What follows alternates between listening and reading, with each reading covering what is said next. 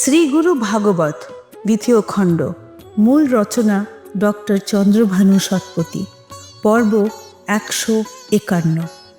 এই পর্বে আমরা আলোচনা করব 8টি সাত্ত্বিক ভাব, 8টি ঐশ্বরিক আবেগের শারীরিক প্রকাশ।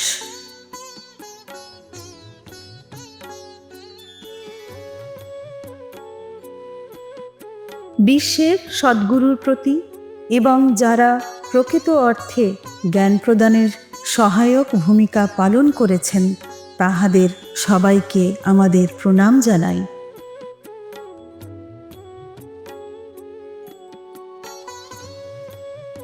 এমন মানসিক অবস্থাতে ভক্তের মধ্যে 8 ধরনের আধ্যাত্মিক অনুভূতির উদ্ভব হয় এবং এই স্থিতি থেকে তিনি মানসিক উপাসনা শুরু করেন। শ্রীগুরুর দয়ার ফলে ভক্ত দিব্য জ্ঞান লাভ করে।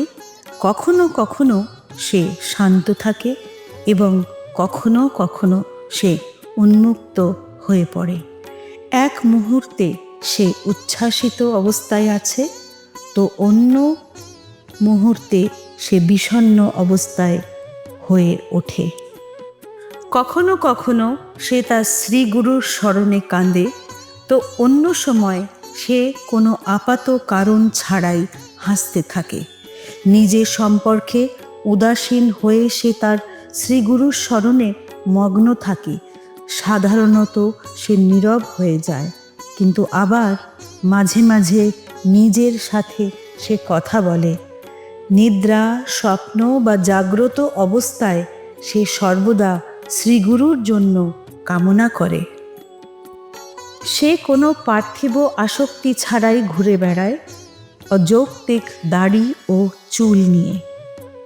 জল বা খাবার পরিহার করে। তাকে পাগল বা অর্ধ পাগল বলেই মনে হয়। শ্রীগুরুর প্রেমে মগ্ন হয়ে সে ঘুরে বেড়ায় জায়গায় জায়গায়।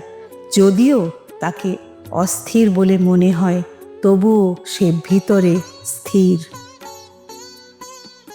শ্রীগুরু চরণে আমাদের সবাইকার সাষ্টাঙ্গ প্রণাম।